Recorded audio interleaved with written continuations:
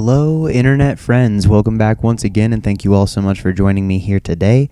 I've been wanting to get this video finished for quite a while now, and I finally was able to get my editor to settle down enough to handle the footage and the talking and everything. But I will say that I had to severely cut down the amount of footage in this. What you're watching is some backlogged footage. This is from the last probably 4 weeks leading into my 2 meets that I did at the Arnold Classic down in Columbus, Ohio.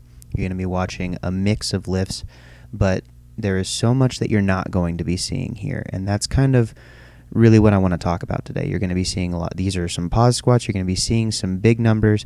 Basically, everything in this video were kind of like the highlights of the training, but to be completely honest, most of the footage is only coming from 2 sessions per week that I did out of the 4 sessions per week I normally have, because the majority of the work was not chasing PRs and was not handling heavy triples and doubles and singles. The majority of the work was putting in the grindy volume and really focusing on positioning and tempo control of my repetitions and just getting that solid that kind of the effort-based expectations rolling, where I said the only thing I can really ask of myself is to try as hard as I physically can and give everything I have to each one of these sessions, because I am committed to walking away from these 2 meets knowing that I did everything that was within my control and let the cards kind of fall where they may. And even though the meets did not go perfectly, even though that there were some things that were out of my control that didn't go the way I would have liked them to, I still feel a lot of joy and fulfillment and pride looking back on them, because I know that I really did give the best that I had in this training. And while there are things that I can fix and things that I can improve, the one thing that was consistent was that my effort was always there. And so I'm proud of myself for kind of overcoming. This was one of the most mentally challenging training blocks I feel like I've had to do in a very, very long time. I was dealing with some real struggles, some real personal issues in terms of things like I was having the consistent knee pain that I was battling the weeks leading into this block. I was really nervous that it was going to negatively affect my squat going into the meet.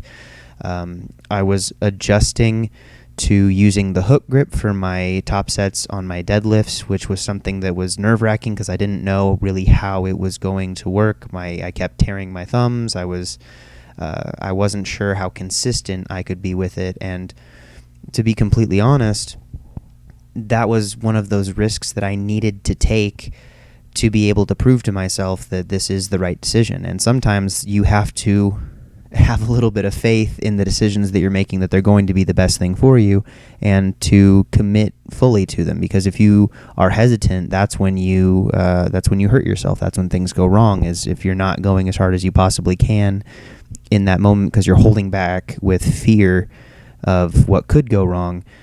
You actually are increasing the likelihood that something will go wrong by not allowing your full focus and intention to be driving everything that you're doing. Moving closer to the meet, we did start to have some more top set-ish type things. Some of the sessions that you're not seeing any of the conventional deadlifts that I did. You're not seeing the first round of squats that I would do in the week, or those deadlifts, or the high volume bench presses I was doing with 6 sets of 6 and 5 sets of 5 on those workouts respectively, or all the upper back work that I was doing. There was just, or the core work that I was doing every single day. There were so many things that go into this, and there's so little opportunity to show that stuff to everybody else as much as I would like to. That's not usually what people want to see, and I think it is the most important. Those conventional deadlifts, I hated them. I didn't enjoy them. Those were the sessions to me that I was considering to be completely about building mental resilience. It was one of the few times that my coaches, Eric and Hanny, and I disagreed on in terms of them being there. But that is one of the things I wanted to work on in this training cycle as well, was to be the most coachable athlete that I possibly could. If they believed that something was where it should be, for the better. I was trusting them as my coaches, even if I disagree with them. And if you're one of my athletes and you're listening to this, yes, I do take my own advice on that. If your coach tells you to do something, even if it's not what you personally would prescribe to yourself, you need to either stop having a coach or listen to them. You have to respect the decisions of those coaches. That's why you want them there. That's why they're there. And if the coach messes up, then you can move from that.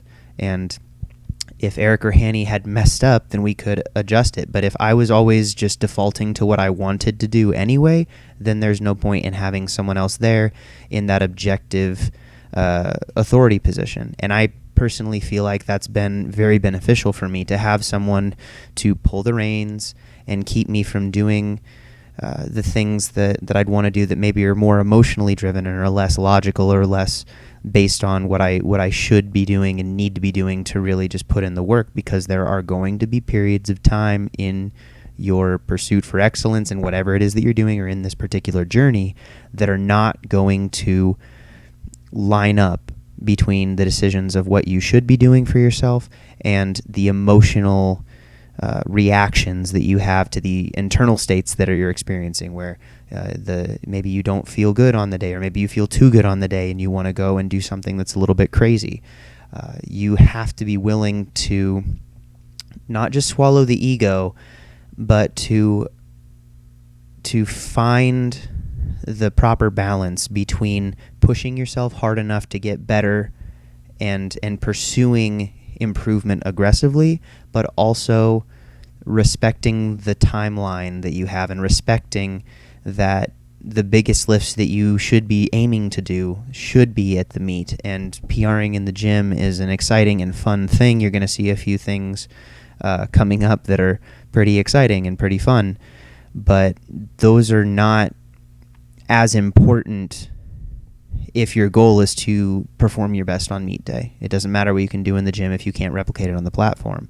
And that's anything. When you're in a training environment, you control all the variables, and so you need to structure it in a way that will lead you towards the event itself in the best set of circumstances that you have to perform to your maximum potential. So that's really what we were aiming for with this. And so you're going to see coming up here, you're going to see some of the little PRs that were happening, and I get a little bit excited. At the end of this video, I'm going to actually cut out the commentary and let you guys just kind of see the raw gym footage of a video that I thought I had uploaded, but I did not. So maybe you'll be experiencing that with me. And I got a little bit excited because I had made some mental breakthroughs and had kind of found a way that I was no longer